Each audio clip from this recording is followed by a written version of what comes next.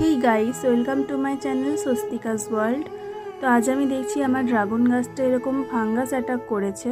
তো এটা কেন হয়েছে এখন জানি না। এটা সাধারণত বেশ কয়েকদিন বৃষ্টি হলে হয়, কিন্তু এখন তো সেরকম বৃষ্টি হয়নি, তারপরেও কেন ফাঙ্গাস অ্যাটাক করেছে জানি না।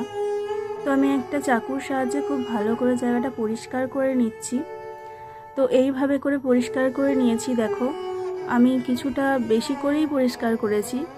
তো এতে কিন্তু গাছটার কোনো ক্ষতি হবে না, গাছটা রিকভার করে যাবে আবার। তো এরপরে আমি জায়গাটার মধ্যে লাগিয়ে নেব সাপ পাউডার। এই যে নিয়ে নিয়েছি সাপ ফাঙ্গিসাইড, এতে কিন্তু আর কোনো ফাঙ্গাস লাগবে না। তো এটা আমি জল দিয়ে গুলে নিয়েছি। এবার খুব ভালো করে একটা মোটা প্রলেপ এর ওপরে দিয়ে দেব।